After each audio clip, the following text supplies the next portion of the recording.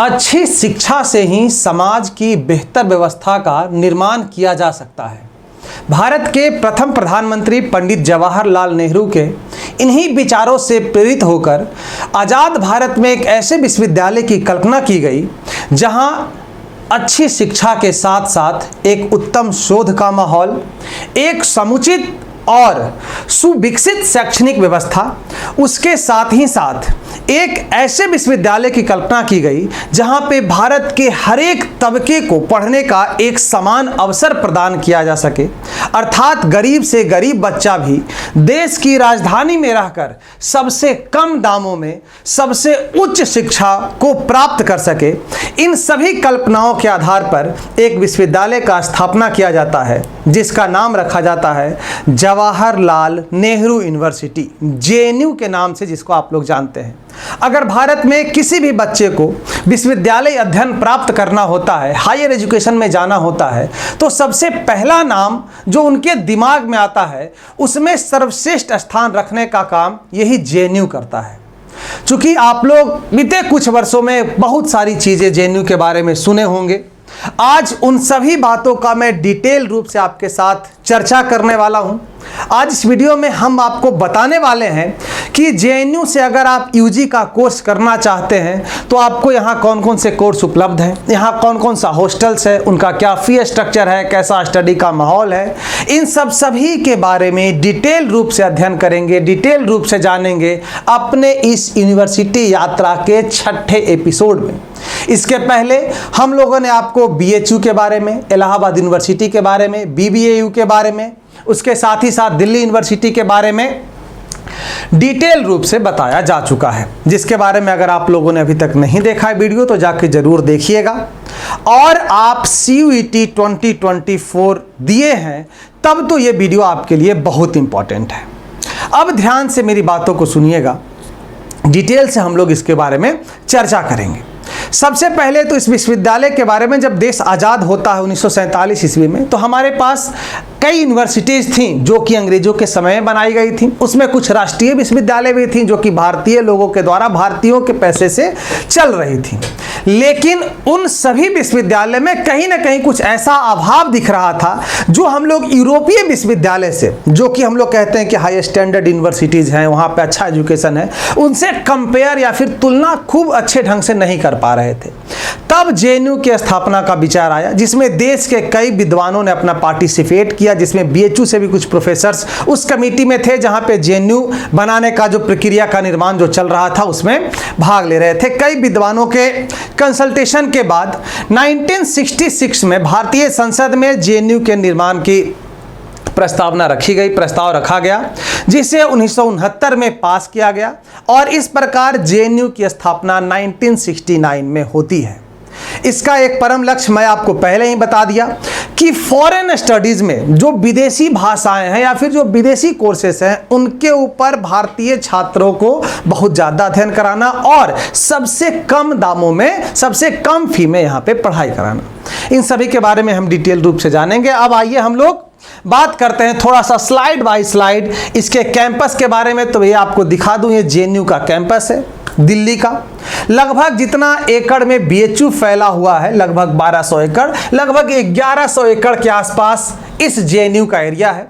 पूर्णतः पहाड़ी क्षेत्र है, मतलब आप यहाँ पे अध्ययन जब करने जाएंगे, अगर आपका सौभाग्य हुआ इस यूनिवर्सिटी में पढ़ने का, तो ये यूनिवर्सिटी आपको पढ़ाई के साथ साथ नेचुरल वातावरण से भी जोड़ के रखने का प्रयास करेगा, जोड़ के रखेगा, जो कि आप देख भी सकते हैं इसके हरियाली के साथ ही साथ। ये देखिए इसका कन्वेंशन सेंटर है, ये अगर आप देखेंगे तो यहाँ पे आइए थोड़ा सा इसके बारे में जानते ओवरव्यू कि न्यू दिल्ली में स्थापित है, 1969 में इसका स्थापना हुआ था और इसका जो है ये पब्लिक सेंट्रल यूनिवर्सिटी है, केंद्रीय विश्वविद्यालय में है। और जब भी NIRF रैंकिंग आता है तो जेएनयू का स्थान भारत के टॉप 5 यूनिवर्सिटी में किसी न किसी पोजीशन पे लगभग रहता है, कभी 1, कभी 2, कभी 3, कभी 4, कभी 5, आप मान के चलिए तो कभी भी ये लगभग टॉप 10 से बाहर जाता हुआ नहीं देखा गया है, उसी में कहीं ना कहीं रहता है, जो कि ये बताने के लिए आपको काफी है कि यहाँ किस प्रकार की एजुकेशन होती है। अगर आपके दिमाग में कुछ बातें पहले से बैठी हुई हैं तो उनको को थोड़ा देर के लिए अभी साइड करिएगा और पूरे बातों को समझिएगा। आप जहां भी पढ़ने जा रहे हैं, अब आप ग्रेजुएशन में जाने का सोच रहे हैं। ग्रेजुएशन में जाते समय यह सोचा जाता है कि अब बच्चा मैच्योर हो रहा है। मैच्योर हो रहा है, इसका अर्थ यह होता है कि अगर आप पढ़ना चाहेंगे तो यह संस्थान आपको पढ़ाने के लिए अपना सर्वस्व न्यौछावर कर देगा। लेकिन अगर आप पढ़ना नहीं चाहेंगे तो दुनिया की कोई भी संस्थान आपको कुछ नहीं दे सकती है। यह भी फुल टॉप गारंटी देता है और जेएनयू उसमें सबसे प्रथम है। अगर आप चाहेंगे और इसके काबिलियत को देखना चाहेंगे इस यूनिवर्सिटी को, तो कुछ एलुमनाई का नाम आपके सामने लिखा गया है जिनसे आप लोग रूबरू होंगे ही होंगे, क्योंकि वर्तमान जिनका हम नाम ले रहे हैं निर्मला सीतारमण, यह भी आपके वित्त मंत्री हैं। जब हम वीडियो रिकॉर्ड कर रहे हैं तो भारत सरकार की केंद्रीय वित्त मंत्री हैं, फाइनेंस मिनिस्टर हैं। सुब्रमण्यम जयशंकर ये क्या है, विदेश मंत्री हैं। अभिजीत बनर्जी ये इकोनॉमिक साइंस के बहुत बड़े प्रोफेसर हैं और नोबेल पुरस्कार भी विजेता हैं। ये सब सभी जेएनयू से ही पढ़े हैं। तो इस बात को आपके दिमाग में अगर कुछ निगेटिविटी बैठी है तो पहले तो उसको निकाल के इन सभी को आप देखेंगे तो आपको समझ में आएगा कि हाँ, इस यूनिवर्सिटी में कहीं ना कहीं कुछ तो पावर है, कुछ ना कुछ यहाँ पे ऐसा है जो कि ऐसे एलुमनाई है। बाकी सब यूनिवर्सिटीज भी अच्छे हैं, हम किसी का वो नहीं कर रहे हैं, डिमोरलाइज नहीं कर रहे हैं, लेकिन हम आपको बस ये बताना चाह रहे हैं कि JNU is the best university, इसमें कहीं कोई शक की बात नहीं है। अब थोड़ा सा आ जाते हैं आपके मुद्दे पे। आपका मुद्दा है कि सर हम CUET 2024 दिए हैं और यूजी कोर्स में बीए मतलब ग्रेजुएशन में एडमिशन लेने वाले हैं, तो हमारे लिए जेएनयू कौन कौन सा कोर्स ऑफर कर रहा है। तो आपके लिए जेएनयू में BA honours in foreign language मतलब विदेशी भाषाओं में बीए ऑनर्स जेएनयू कराता है। कौन कौन सी भाषा है आपको आगे हम बताने वाले हैं। आयुर्वेदा बायोलॉजी में बीएससी का प्रोग्राम जेएनयू आपको प्रोवाइड कराता है और उसके साथ ही साथ जेएनयू का एक स्पेशल प्रोग्राम है, COP प्रोग्राम इसको कहा जाता है, सर्टिफिकेट ऑफ प्रोफिशिएंसी का। ये जो आपके सामने कोर्स है, ये 3 कोर्स यूजी के लिए जेएनयू प्रोवाइड करता है। अब आ जाइए जरा सा बीए ऑनर्स, जो कि आपको हम बताया कि जो फॉरेन लैंग्वेज में होता है उसके लिए तो पहली क्राइटेरिया है कि आपने CUET 2024 में इंग्लिश लैंग्वेज और जनरल टेस्ट का पेपर दिया है, तभी ये पॉसिबल है कि आप इस कोर्स में एडमिशन ले सकते हैं। है कौन कौन, तो आप देखेंगे कि Persian, Pashto, Arabic, Japanese, Korean, Chinese, French, German, Russian और स्पेनिश, ये फॉरेन लैंग्वेज है जिसमें जेएनयू अपने यहाँ बीए ऑनर्स कराता है। सब के लिए अलग अलग स्टडीज सेंटर है, centre for Persian and central Asian studies, centre for Arabic and African studies, centre for Japanese studies, इस तरह से अलग अलग सेंटर्स में अलग अलग कोर्सेज चलाए जाते हैं। ये सब सभी कोर्सेस है जो कि बीए ऑनर्स के तहत चलता है। अगर हम COP कोर्स के बारे में जानेंगे तो ये भी इंग्लिश और GT के आधार पर भी यहाँ आपका एडमिशन होगा। इसमें क्या है, सेंटर ऑफ कोरियन स्टडीज। अब पहले COP कोर्स के बारे में जान लीजिए। COP कोर्स है का, ये सर्टिफिकेट ऑफ प्रोफिशिएंसी कोर्स जो है, ये जेएनयू 1 साल का सर्टिफिकेट कोर्स आपको प्रोवाइड कराता है। ये कितने साल का होता है, केवल 1 साल का। बाकी जो ऑनर्स है वो 3 साल का होने वाला है, लेकिन ये 1 साल का प्रोफिशिएंसी कोर्स है, सर्टिफिकेट कोर्स जिसको हम लोग कहते हैं। इसमें कौन कौन सा है, सेंटर ऑफ कोरियन स्टडीज है, चाइनीज साउथ एशियन स्टडीज है, इंडियन लैंग्वेज है, पर्शियन सेंट्रल एशियन स्टडीज है, पाश्तो, उज्बेक, हब्रू, उर्दू और भाषा इंडोनेशिया, मंगोलियन, ये सब सभी लैंग्वेज में आपको सर्टिफिकेट ऑफ प्रोफिशिएंसी का सर्टिफिकेट आपको जेएनयू प्रोवाइड करता है अगर आप इसमें एडमिशन लेते हैं तो। अब सा बीएससी के बारे में जानेंगे तो यहां आयुर्वेदा बायोलॉजी का कोर्स है बीएससी ऑनर्स में, जिसके लिए क्या है एलिजिबिलिटी क्राइटेरिया कि आपके पास ने संस्कृत लैंग्वेज और उसके साथ PCM मतलब फिजिक्स केमिस्ट्री मैथ या फिर फिजिक्स केमिस्ट्री बायोलॉजी, ये डोमेन के साथ अगर आप संस्कृत लैंग्वेज रखे होंगे तब आप इस आयुर्वेदा बायोलॉजी के लिए एलिजिबल हैं, जो कि school of Sanskrit and Indic studies के द्वारा जेएनयू में चलाया जाता है। यही ग्रेजुएशन के कोर्स यूजी के पास है, लेकिन जैसे ही आप पीजी में बढ़ेंगे तो जेएनयू के पास बहुत सारे कोर्स आ जाते हैं। यूजी में तो ये बस इसी कोर्स है। अब थोड़ा सा ये कि इन सभी कोर्स का फी और मोड ऑफ पेमेंट क्या होगा, तो यहां पे सिंपल सी बात है कि पूरे देश भर में जो इस यूनिवर्सिटी के स्थापना का उद्देश्य था कि सबसे सस्ता और बेस्ट क्वालिटी का एजुकेशन हो, वो आपके सामने यहाँ पे खिल के दिख रहा होगा कि यहाँ पे सालाना जो एनुअल फी है, सालाना जो फी है वो बीए ऑनर्स और बीएससी प्रोग्राम के लिए 216 रुपया है, ठीक, और उसके साथ ही साथ सर्टिफिकेट कोर्स के लिए 120 रुपया है। 1 साल का कोर्स 216 रुपया। आप सोच के देखिए कि आप कहीं होटल में खाना खाने जाते हैं, 2 परिवार खाना खाने जाते हैं, तो आपका जो मिनिमम अमाउंट बनता है किसी होटल में वो 250 रुपये का बनता है। यहाँ 1 साल के लिए जेएनयू आपको 216 रुपया का ट्यूशन फी है। स्पोर्ट फी यहाँ पे 16.5 रुपया है। अगर आप लिटरेरी और कल्चरल फी तो 16.5 रुपया, लाइब्रेरी फी 6 रुपया, मेडिकल फी 9 रुपया, स्टूडेंट एड फी, ये सब सालाना की हम बात कर रहे हैं, 1 साल का हम बात कर रहे हैं। मेडिकल बुकलेट 12 रुपया, स्टूडेंट एड फंड 4.5 रुपया, एडमिशन फी यहाँ 5 रुपया है, इनरोलमेंट फी यहाँ पे 5 रुपया है, सिक्योरिटी डिपॉजिट 40 रुपया लेता है जो कि आपको बाद में रिफंड कर दिया जाएगा, 40 रुपया सिक्योरिटी डिपॉजिट है, आइडेंटिटी कार्ड 10 रुपये का, और उसी प्रकार से एनएसएस 20 रुपये का है, और student hostel and general information guide 15 रुपये का फी है। बाकी कुछ कोर्सेज का फी सर्टिफिकेट में लगता भी नहीं है, कुछ आपका जो फीचर होते हैं उनका फी लगता भी नहीं है।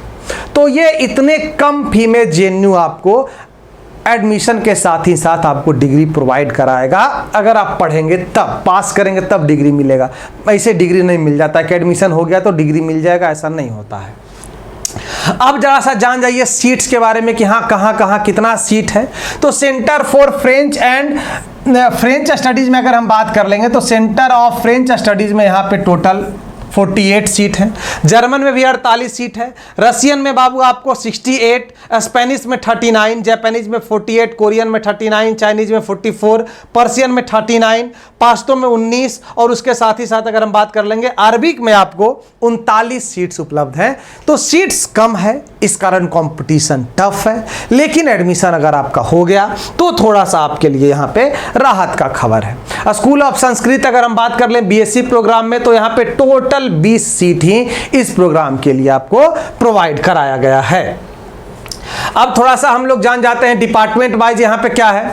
तो बाबू यहाँ पे डिपार्टमेंट वाइज अगर centre of Indian language Urdu में देखेंगे हम तो उर्दू में यहाँ पे 25 सीट्स हैं, मंगोलियन में 19 है, इंडोनेशियन में। ये किसके लिए है? ये सीओपी कोर्सेज के लिए, जो कि आप बता रहे थे आपको हम कि सर्टिफिकेट कोर्स है उसके लिए सब इतने सीट हैं। आप देख सकते हैं यहाँ पे डिटेल से अरबिक में यहाँ पे 25 सीट है, संस्कृत में 25 सीट, पाली में यहाँ पे 25 सीट है, संस्कृत में 25 है, फिलॉसफी में 25 है, वैदिक में 25 है, लगभग 25 सीट। बाकी सभी सर्टिफिकेट कोर्स में आपको यहाँ पे प्रोवाइड कराया जाता है। अब जरा सा जवाहरलाल नेहरू यूनिवर्सिटी के हॉस्टल्स के बारे में जान लें। तो बाबू अगर यहाँ पे हॉस्टल का नाम जानेंगे तो अधिकांश जो हॉस्टल है वो देश के अलग अलग नदियों के नाम पे रखा गया है। जैसे ब्रह्मपुत्रा हॉस्टल जो कि लड़कों के लिए, यहाँ पे टोटल 386 बच्चे रह सकते हैं। और इस बात का विशेष ध्यान रख लें कि सर आप कहें कि सर एडमिशन तो 40 बच्चों का ही ले रहा है और रख रहा है 386। इसका अर्थ ये नहीं बाबू, 386 में यूजी, पीजी, पीएचडी सब तरह के बच्चे यहाँ पे रह सकते हैं। तो उनके लिए अपना फीचर होगा, कुछ हॉस्टल्स यूजी के लिए, कुछ पीजी के लिए, या फिर जो अपना डिवाइड यूनिवर्सिटी अपने हिसाब से एडमिनिस्ट्रेशन करता है कि हाँ इस हॉस्टल में यूजी वाले रहेंगे, इसमें पीजी वाले रहेंगे, इसमें पीएचडी वाले रहेंगे, कितना रूम किनको मिलेगा इस हिसाब से ये लोग रखते हैं। ब्रह्मपुत्रा हॉस्टल है, चंद्रभागा हॉस्टल बॉयज और गर्ल्स दोनों के लिए है, गंगा सिर्फ लड़कियों के लिए है, गोदावरी सिर्फ लड़कियों के लिए है, झेलम लड़कों के लिए है, कावेरी लड़कों के लिए है, कोयना बाबू यहाँ पे लड़कियों के लिए है, लोहित है लड़का लड़की दोनों के लिए। कौन है माही नदी, जो माही जो हॉस्टल है, हम नदी बोल रहे हैं, माही हॉस्टल जो है लड़कों के लिए है। इसी तरह से अलग अलग नदियों के नाम पे सभी हॉस्टल्स का रखा गया है, जिसमें टोटल सीट भी आपको बताए गए हैं। ओवरऑल 5500 जो है लड़के यहाँ पे हॉस्टल्स में रहते हैं। अगर हम बात कर लेंगे कि हॉस्टल का खर्च क्या है, तो हॉस्टल के खर्च सुन के आपको थोड़ा सा हंसी आएगा कि यहाँ एडमिशन फी 5 रुपया, हॉस्टल सिक्योरिटी जो कि रिफंडेबल है, आप हॉस्टल छोड़ेंगे 50 रुपया, मेस सिक्योरिटी 750 रिफंडेबल है कि जैसे आप हॉस्टल छोड़ेंगे आपको वापस हो जाएगा, मेस एडवांस 750 रुपया वो एडजस्ट हो जाएगा जितना आप खाएंगे उस हिसाब से। न्यूज़पेपर 1 साल का आपका न्यूज़पेपर का चार्ज हॉस्टल में लगता है 15 रुपया, और क्रॉकरी और ये सब का है जो नॉर्मल फी है वो 50 रुपया है। मतलब अगर आप बहुत ज़्यादा खर्च कर लेंगे तो देख लीजिए आपका फी है। रूम रेंट ऑफ 2 सेमेस्टर्स अगर आप देखेंगे बाबू तो सिंगल सीटेड के लिए 240 रुपया है 1 साल का, और डबल सीटेड में 120 रुपया है। मतलब आप छोड़ दीजिए फी, देखिए ही मत, बस आप जानिए कि अगर आपका एडमिशन हो गया तो आप 10,000 रुपया खत्म करते करते पूरा ग्रेजुएशन, 10,000 बहुत ज़्यादा हम बोल दिए, 5,000 रुपया खत्म करते करते पूरा आपका ग्रेजुएशन हो जाएगा। आप अच्छे से पढ़ के वहाँ से डिग्री ले सकते हैं। तो उसके बाद अगर हम बात कर लें सबसे इंपॉर्टेंट इम्पोर्टेंट कि सर सब कुछ तो बात आप बता दिए, अब हम लोग कितना नंबर लाएं जो कि यहाँ एडमिशन हो जाएगा। तो थोड़ा सा बात को समझिएगा। आपके सामने कट ऑफ दिया गया है, अलग अलग सब्जेक्ट वाइज कट ऑफ दिया गया है, फ्रेंच का, जर्मन का, कोरियन, स्पेनिश का, जापानीज का, रशियन का, चाइनीज का, पाश्तो अरबिक, पर्शियन का, सबका कट ऑफ जनरल के लिए, एससी के लिए, एसटी के लिए, ओबीसी के लिए, ईडब्ल्यूएस के लिए कट ऑफ आपके सामने लिखा गया है। आप अपने हिसाब से देख लीजिए, लेकिन एक थोड़ा सा बात को समझिएगा यहाँ पे कट ऑफ वाले के साथ। बाकी सभी जगह क्या होता है कट ऑफ में कि आपको अगर बोला गया है कि जनरल टेस्ट और इंग्लिश आप चूज कर लीजिए, इंग्लिश आपका 200 नंबर का, जनरल टेस्ट आपका 250 नंबर का, टोटल 450 नंबर में आप जितना मार्क्स लाएंगे उसी के अनुसार कट ऑफ का निर्माण होता है। लेकिन जेएनयू इसमें थोड़ा सा अलग करता है। बाबू यहाँ पे जेएनयू क्या करता है कि हम आपको बताएं कि इसकी स्थापना में ये बात रखी गई थी कि देश के हर एक तबके, हर एक वर्ग, हर एरिया के लोग यहाँ पे आके पढ़ सके। इस कारण यहाँ पे एरिया वाइज, कास्ट वाइज, मतलब आप कह सकते हैं कैटेगरी वाइज, या फिर अलग अलग कंडीशंस पे कुछ कुछ मार्क्स ऐड किए जाते हैं। जैसे कोई नक्सल प्रभावित क्षेत्र है तो वहाँ के बच्चे अगर कुछ यहाँ पे एडमिशन लेना चाहते हैं तो उनको कुछ मार्क्स ऐड किया जाता है। अगर कोई गरीब क्षेत्र है जहाँ पे भारत सरकार गरीब क्षेत्र घोषित कर दिया है तो वहाँ के बच्चे अगर आते हैं एडमिशन लेने तो उनको कुछ मार्क्स दिया जाता है। आदिवासी क्षेत्र में, एसटी जो क्षेत्र है, मतलब जहाँ पे जंगल से लोग हैं, अगर वहाँ से कोई वर्ग आता है तो उनको कुछ मार्क्स का प्रोविजन कहा गया है। एक डिटेल प्रोविजन इस प्रकार से जेएनयू रखा है। तो ये जो 450 में मार्किंग किया जा रहा है, तो ये जो कट ऑफ हम आपको बताए हैं ये 450 का ही कट ऑफ है कि आप 450 में 350 से 355 लाते हैं तो आपका एडमिशन यहाँ पे जनरल कैटेगरी में फ्रेंच के लिए हो सकता है, पॉसिबिलिटी है। लेकिन इसमें थोड़ा सा परसेंट ये ओवर और मार्क्स में कुछ काटता है जेएनयू, और उन सभी मार्क्स के क्या करता है, ऐड करता है, जो कहीं कहीं अलग अलग से देता है। जिस प्रकार से प्रोविजन वो रखे हैं कि नक्सल क्षेत्र में है तो आपको इतना मिलेगा, आप गरीब क्षेत्र से आते हैं तो आपको इतना मिलेगा, आप इस क्षेत्र से आते हैं तो आपको इतना मिलेगा। इस प्रकार से मतलब एक समराइज कट ऑफ बनाता है जो कि बाकी यूनिवर्सिटी से अलग है। वो आपको वहां पे दिख जाएगा जब आपका कट ऑफ जब आएगा, तो वहां पे आप जैसे ही अपना काउंसलिंग के लिए जाएंगे, रजिस्ट्रेशन कराएंगे, तो आपसे पूरा डिटेल मांग लेगा कि हाँ आप यहाँ से आते हैं। उस अनुसार से वो कट ऑफ बनाता है और आपका फाइनलाइज मार्क्स तैयार करता है, जिसमें आपका नाम आता है तो आप वहाँ पे एडमिशन लेने जाएंगे, नहीं तो फिर आपका वहाँ से एडमिशन नहीं होगा, किसी और यूनिवर्सिटी में आप एडमिशन लेंगे। तो ये जेएनयू का कट ऑफ प्रोसेस है। लेकिन आप मान के चले कि अगर आप इतना मार्क्स ला रहे हैं तो आपका एडमिशन का पॉसिबिलिटी बहुत ज़्यादा है कि आप एडमिशन वहाँ पर प्राप्त कर ले जाएंगे। लेकिन इस कंडीशंस के साथ कि जो उसका क्राइटेरिया है उसमें भी आप, अगर किसी को ज़्यादा मार्क्स मिल जाता है तो शायद उसका आपसे बेहतर हो जाए। ठीक बात। तो ये तो रहा था कट ऑफ की बात, और इस प्रकार से जेएनयू यूनिवर्सिटी यात्रा का जो 6ठा एपिसोड अपना जेएनयू का रहा वो समाप्त होता है। लेकिन इस बात का विशेष ध्यान रखिएगा कि जेएनयू जो है वो अपने स्थापना के साथ ही साथ एक अच्छे एजुकेशनल इन्वायरमेंट के साथ ही साथ एक पॉलिटिकल इन्वायरमेंट के लिए भी जाना जाता है, जिसके बारे में आप लोग अधिकांश बच्चे जानते होंगे कि हाँ यहाँ पे कुछ पॉलिटिकल एक्टिविटी भी ज़्यादा होती है। तो स्टूडेंट के हिसाब से देखेंगे तो पॉलिटिकल एक्टिविटी में पार्टिसिपेट करना स्टूडेंट के लिए गलत नहीं है। हाँ, उसी में पार्टिसिपेट करते हुए अपने आप को एक निगेटिव वे में ले जाना वो कहीं ना कहीं गलत होता है। तो एक्टिवली बच्चे पार्टिसिपेट करते हैं, एक अच्छा इन्वायरमेंट है पढ़ने के लिए, अपने दिमाग में कोई निगेटिविटी मत लाइएगा। अगर आपका यहाँ पे एडमिशन होगा तो शहर से जाके एडमिशन लीजिएगा और खूब अपने मन से अपने सपने को पूरा करने का प्रयास कीजिएगा। ठीक है, तो इस एपिसोड में हम लोग यहीं तक रखते हैं। मिलेंगे अगले वीडियोस में तो किसी और यूनिवर्सिटी के बारे में आपको जानकारी प्रोवाइड कराएंगे। तो आप बताइएगा कमेंट बॉक्स में कि आपको यूनिवर्सिटी यात्रा का एपिसोड कैसा लग रहा है और अब आप किस यूनिवर्सिटी के बारे में जानना चाहेंगे। चलिए मिलेंगे अगले वीडियो में, तब तक स्वस्थ रहिए, मस्त रहिए, बिंदास रहिए। Thank you so much.